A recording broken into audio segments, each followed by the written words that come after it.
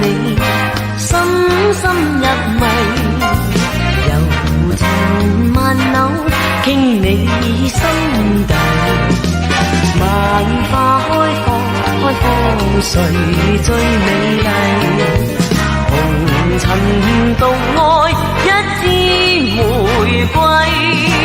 Rose, Rose, I love you， 一生着迷，時時陪住你，過一生一世。萬花吐香吐豔，誰最美麗？紅塵是我欣賞玫瑰。款款心情，種種痴迷，玫瑰林後天藝，溫馨溫柔，傾心傾愛，明媚高貴自敬，你都有齊。Rose, Rose, I love you， 分分鐘入迷。時時柔情伴我，縱愛一生一世。萬花開放，香吐豔，誰最美麗？紅塵獨我，天生玫瑰。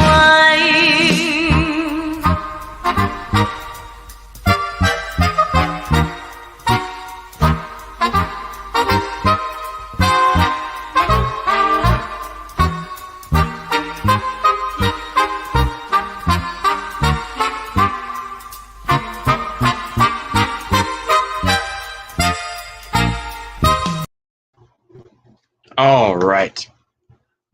For those who do ask, though, that is Anita Moy Fong, who was singing. May she rest in peace. Passed away in 2004. That is her version of Rose, Rose, I Love You. Originally a Chinese song written in the 1930s and was redone in the United States. And this version was the version used in the 1989 movie Miracles, starring and I believe directed by Jackie Chan. So there you go. Check that song out. The video showing is from the movie Election 2, directed by Johnny To K-Fong. I may have seen Election 2 once. I saw the first one. I may have seen the second one, but I don't remember. It could have been one of those where the DVD was real scratchy, so I didn't bother.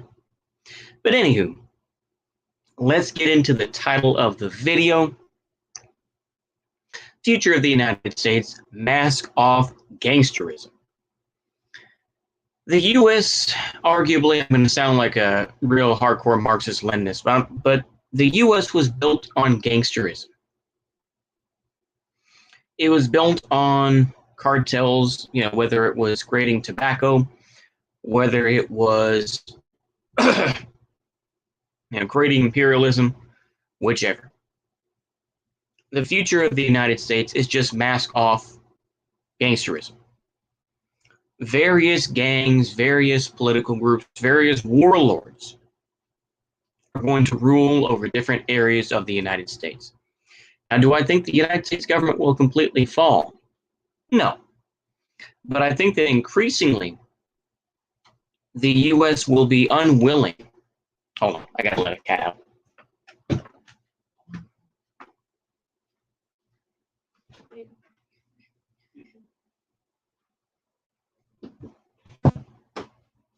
All right.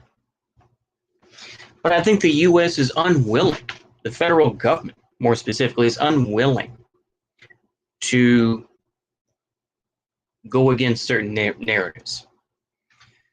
They aren't willing to go against black folks, at least not in the same way that they used to. They'll find other ways of doing it, whichever, right? But in my opinion, it's not going to be the same thing. Now, I mean, there's a question of, who are going to be the benevolent groups Yeah, Gangster Thomas is my favorite Thomas. I appreciate that, the other Carl. I mean, like I say, I think a lot of people have woken up to the fact, yeah, the U.S. will collapse. Everybody, including me, is still asking the question of what will the collapse look like? What will that collapse look like? Now, the thing is, like I say, I've moved away from the idea of full-on balkanization. I don't think that there are any groups, realistically, who have that sort of power. In my opinion, there's no group out there that has that much power that would take over and, would fight the U.S. military. Not yet. You'd have to cut deals with China and Russia and somehow get weapons, in through Canada or Mexico and somehow get them into these, like a forward operating base or some sort of staging area so that they can then attack the U.S. I don't know. Not to say that, hit and run tactics wouldn't work, but like I say, I'm already getting fed posty. But I just think that the U.S. will retreat. The federal government will retreat from certain areas. They will abandon certain parts of the country. And those are going to be the lawless areas. Dare I say it, it's going to be kind of like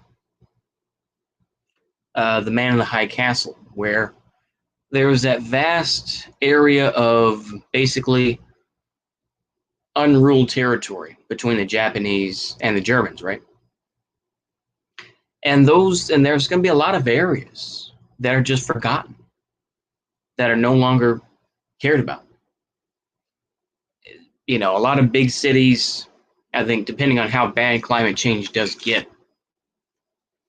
But Los Angeles, San Francisco, even Seattle and, these other cities on the coast, New York City, I think these cities will fall.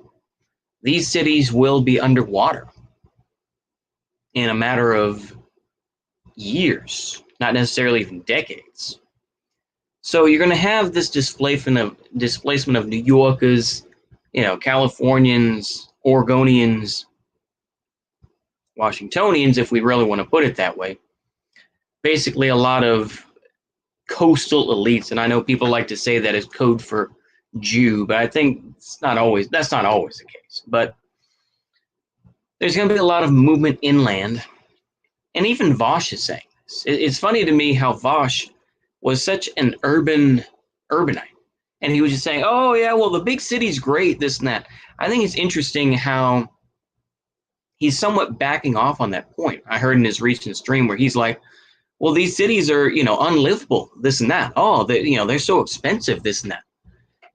So he kind of admits that, yeah, cities are a bubble, or a gigantic housing bubble, or whatever the case may be, that's not worth living within the city limits of a place. That's why, most of the NYC cops live in like upstate New York, or they live in New Jersey, right? There are very few people willing to work in the city itself, right? I mean, I imagine it's the same thing with Los Angeles, right? Nobody lives in Los Angeles proper. They live in a suburb. They live in somewhere else, right? So it's interesting to think about. But there are going to be various groups that rule. There's a lot of LARPing groups out there, but they're mostly political LARPers who have no idea about how things work.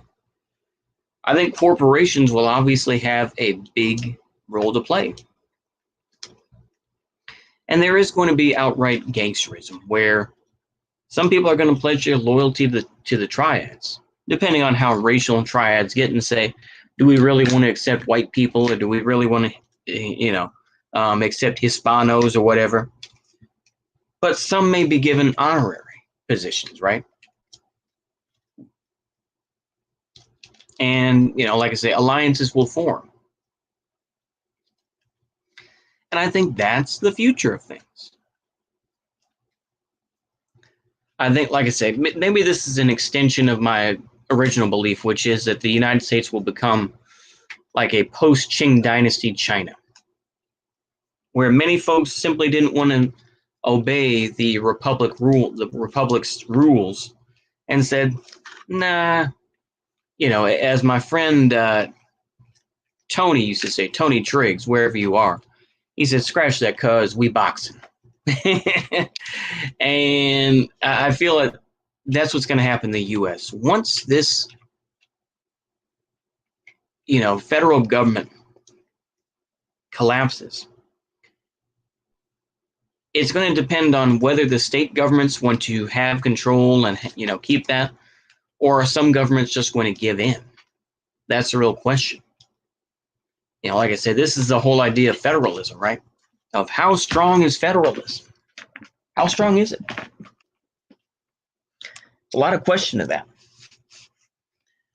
For me, I'm trying to move on from the LARP and the let's talk about this issue so we can get views. I mean, I could talk about General Mark Milley and talk about, his treason, or talk about the various generals, or talk about AOC's dress. I mentioned it, or talk about whatever. But to me, these are small potatoes issues. And it's something to keep people stuck in a loop. And you want to be able to break away from that loop and look at what's in front of you. Take off the glasses, take off the, and get your eye out of the telescope, looking at the rest of the world. Get your head out of that and try to look at what's happening on the ground, right? What do you think will rule over your area? Like I say, I live in the northern part of Texas. I imagine it's going to be a while before, the Sinaloa cartel comes knocking at the door. I'm not going to say it wouldn't happen, but I think that it would be a while. The tribes, the indigenous tribes, for example, in Oklahoma, would they be willing to get to work with the Chinese or work with the Russians or whomever else and say, hey, we got these casinos here. You think you'd be willing to leave us alone so that we can, do this and we can, try to do some payments or whatever? If you help us out here, right? Or maybe the Chinese will reach out to them. Hey, you want to have your freedom? You want to be able to take over your land separate from the federal government or separate from the Oklahoma state government? We'll help you out. Yeah, we'll provide some tanks for you, or we'll provide whatever for you. Yeah, why not? So that could be a possibility. But I think that people are going to make their choices. I've always said this. They're going to join various gangs, and they may have to put in work, quote unquote. Look at the history of the Knights of Columbus, all mobbed up, basically got Kennedy elected. Oh yeah. Yep, that's true. And we're going to return to maybe not the 1950s US or the 1940s US, but we're going to be something similar where the studios in Los Angeles were run by the mob to a point, or when the Chinese film industry up through the 90s, from the 1960s to the 1990s, was ran by the triads. And I think we're definitely going to have some of those aspects, in my opinion. Some of those things will be out there. And so you're going to have this gangsterism where some of it is based on loyalty to race. Some of it's going to be loyalty based on money. Some of it's going to be loyalty based on whichever, right? Now, I think that mobs and mafia, like I said, the violence will occur, of course. But I think that corporations will play their role, and they'll learn to break bread with these folks and say, hey, just because the federal government doesn't exist. Now, of course, it's a matter of what corporations, all these, these separate, militias, the mercenaries, people like Eric Prince, they're going to decide, well, hey, maybe they're going to, Is he really going to have his whole Deus Volt LARP?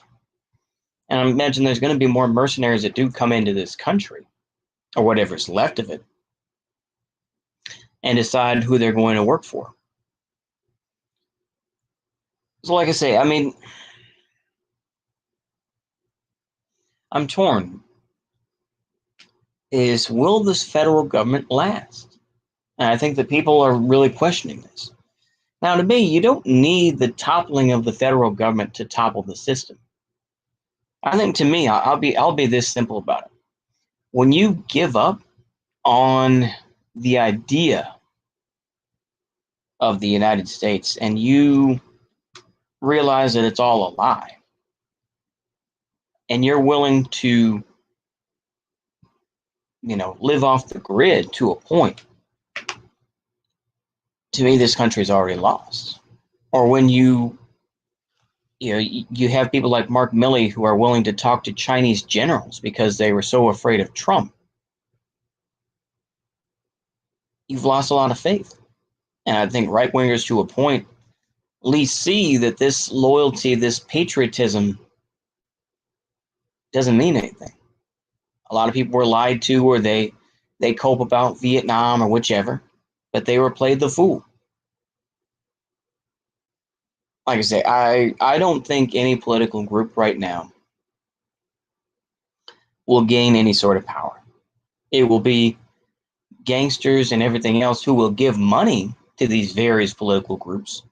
But the political groups themselves, in my opinion, right now, in 2021, will not gain any serious power without help from, the gangsters, the hustlers, the whichever, right?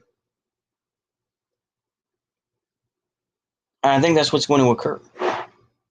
I think the federal government may just be like, they're going to abandon some areas. Like I said, maybe I've repeated this before, but I do feel that that's where we're headed.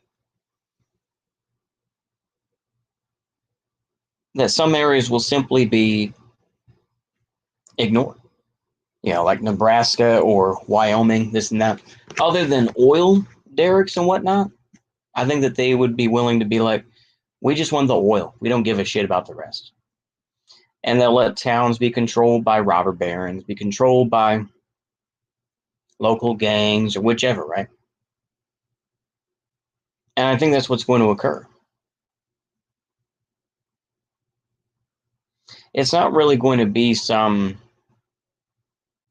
unified idea. It's going to take a long time for the U.S. to be unified around anything. Whether you want to look at China with someone like Sun Yat-sen, I'm saying that in Cantonese. I think it's Sun Yat-sen. Sun Yat-sen, something like that in Mandarin. But yeah, Sun Yat-sen is still seen as a unifying force. Now, of course, people say, "Oh, he was a socialist. He's the true founder of China, of modern China." Whereas we had George Washington. But of course, George Washington, his image has been tainted. His image has been destroyed. Many of the founding fathers, their image is negative. They see them as pure evil. That, Thomas Jefferson slept with his slaves and kept them under control. George Washington chased down slaves that escaped from him and was an awful military commander. The only one I think that's really been spared, I guess, would be Benjamin Franklin. And even then, I'm sure people would be like, oh, he was just a party animal who went to, who the fuck knows, right? But it's a comparison, right? Chinese people feel proud. They feel proud to be Chinese. Because they say, look at what we have done. Our stuff is just as good or better than the United States.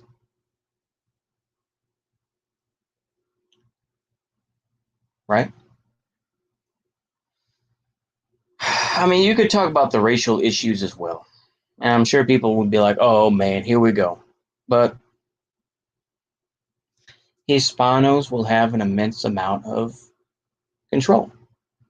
Asians, whether it's Chinese, which people usually, when they say Asian, they usually mean Chinese, but yeah, Chinese, Japanese, Korean, Filipino. Those folks will kind of coalesce around certain little areas, but they're going to stay fairly insulated. Same thing with Indians as well. I don't consider them Asian. I just call them, but yeah. Folks from India, they're going to be insulated. They're going to have their own little groups. Hispanos. Hispanos are a very mysterious thing. This is why people talk about castizo futurism or mestizo futurism, because they are the future. They are the future white working class. Well, they are the white working class. They've replaced the white working class in many cases. There are many Hispanos who, even though they were born in Mexico, they may have lived in the United States all their lives and can barely speak Spanish. So they feel more American than they do Mexican or Colombian or whichever, right? This is the case with that that Billy Corn Pop guy, right? I think he was from Colombia, but didn't speak a lick of Spanish. I mean, that's kind of the future of things, in my opinion. The future demographics. I mean, you can, like I said, we can go ahead and cope all day. I don't think quote unquote white people will disappear. I don't think it's going to be a genocide, but there are going to be certain little pockets. Now, some are going to, mix, others will not, just as today. But we have to be realistic about where we are. We have to be realistic about the future.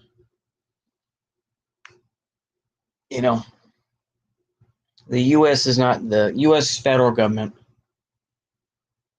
is going to hold on as long as it can. They are pushing full-on authoritarian, possibly totalitarian measures for these vaccines. We've heard it from Joe Biden, and I made an embarrassing video about, why do Wignats oppose vaccines? That was stupid. It was, and it was an awful video. But it is authoritarian. It's a measure that should tell people, look at what this country thinks about it. They see you as cattle. They do not see you as human. They just want you to take your shot so you can, be healthy, so that when they do kill you, right? It's kind of like,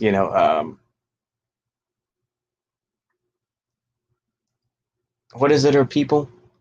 Green.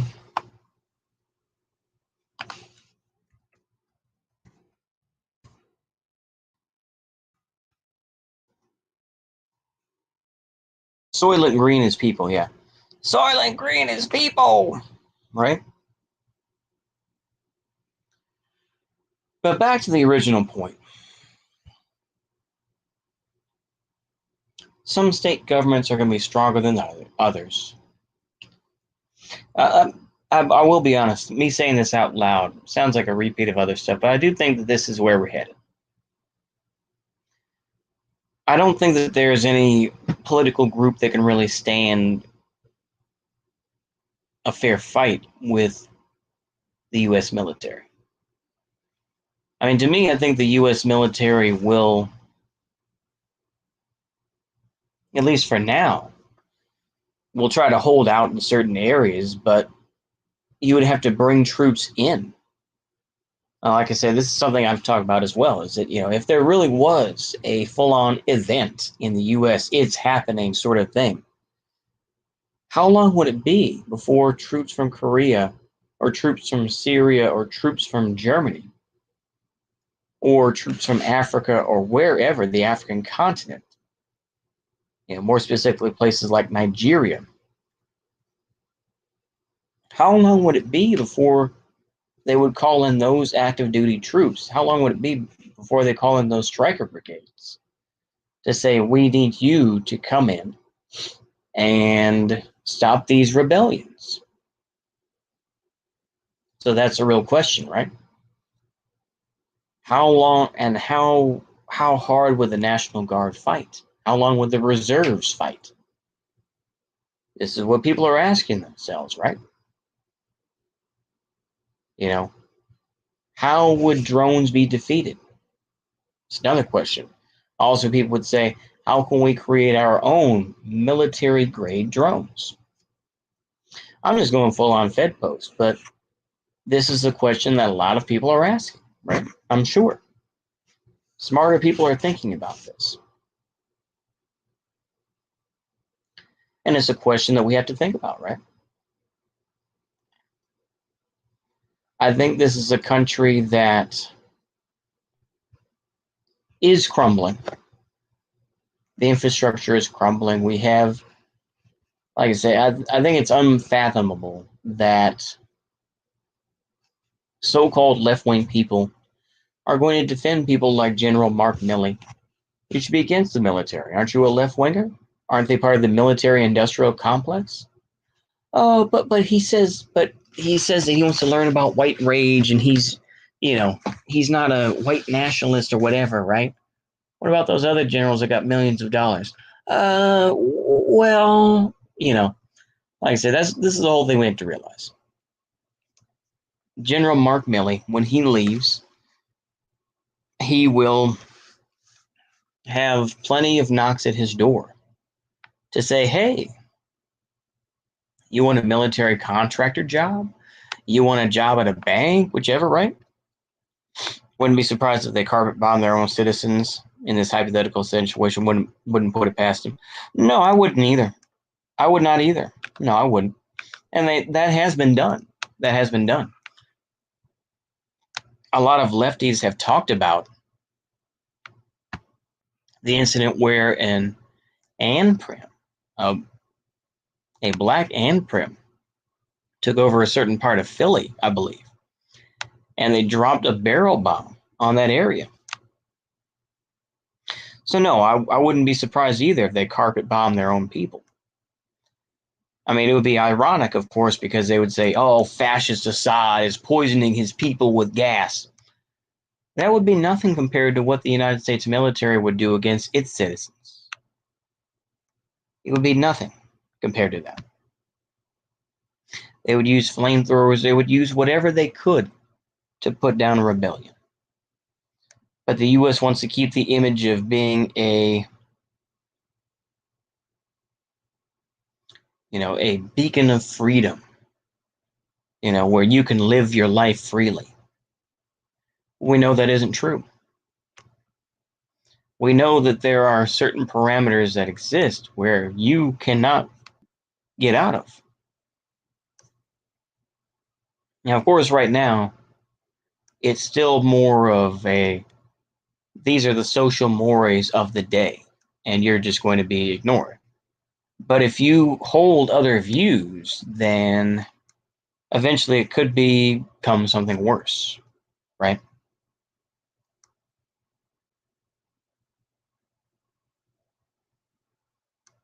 Yeah, the move didn't deserve to get bombed, yeah.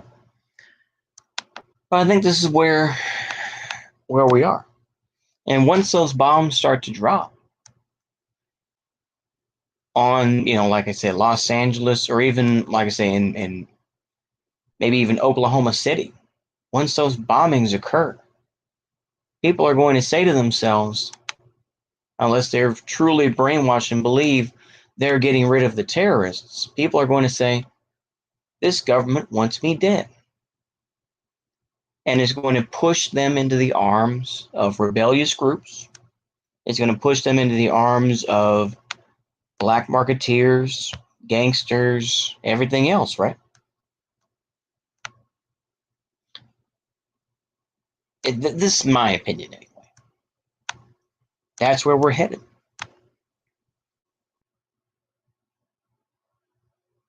We are headed towards this kind of slow disintegration.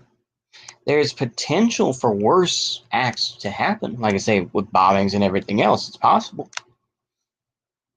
Could it happen? Yeah, it's very possible. I think we're just going to have this slow grind, and it's going to take a long time before people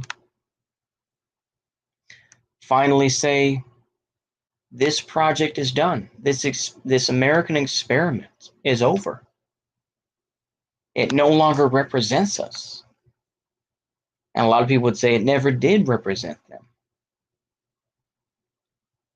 And I think once people start to do that, further than my other example of, going out in the woods and being like a Anprim, well, not Anprim, I know that's not, but willing to go off the grid and do that. But even when people just start to say, I'm going to stop voting, when people just, when Republicans or MAGA page Trumpers, whatever you want to say, when they stop voting, you have to question what they're going to do.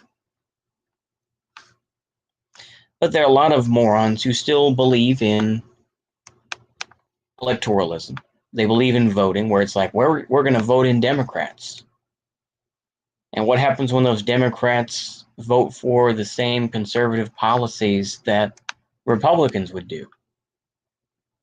And then crickets. They would be like, there have been many, like I said, there has been an increasing move of the mainstream left to what is good, Kaz? How are you doing? Kaz back on Discord. I mean, this move of the mainstream left, I'll put it that way, the mainstream left, to simply just say, we have to keep voting Democrat because they're better than the Republicans. This move has already made them impotent. This move of, we can just keep on voting for Dems and they'll eventually make things better and they're going to get us out of these various wars. It's ridiculous. I've touched on a lot of ranting and raving subjects here, but I'll try to wrap it up fairly soon, within the next 10 minutes. But we see these rifts coming about. Yeah, liberals are the attack dogs of the hyper-capitalist machine. Oh, absolutely. They are.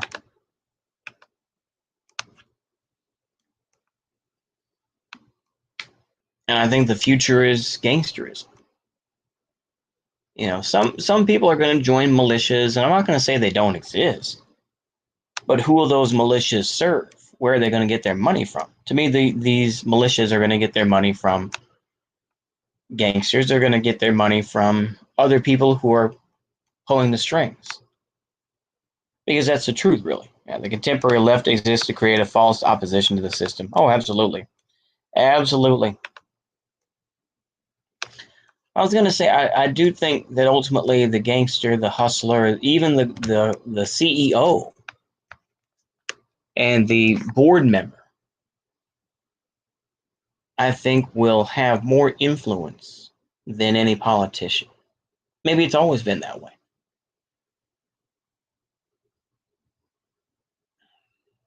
The local community leader who also happened to be be a member of the, I don't know, the Young Lords, or being a member of the Vice Lords, or whichever, right? That person who probably has those connections. That local guy. I was being quiet. Okay, close the door. All right. I'll wrap it up.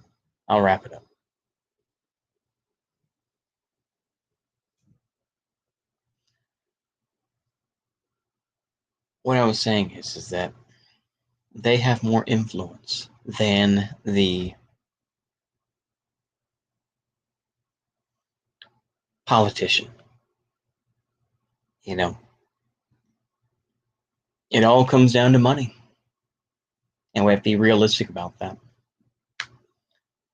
And where are these militias going to get their money? Where are they going to get their support from? People with money. Groups that they can appeal to for that money. And we're not just talking a thousandaire. We're talking like millionaires, right? And people that have real power, regardless of whatever system exists, Somebody who owns a trucking business, right? or somebody that has, connections to wherever. The gangster, the hustler, the so-called, bureaucrat. Well, to a point, but these folks have far more power than you. But does the group with the most money win? A lot of times, yes. A lot of the time, yes.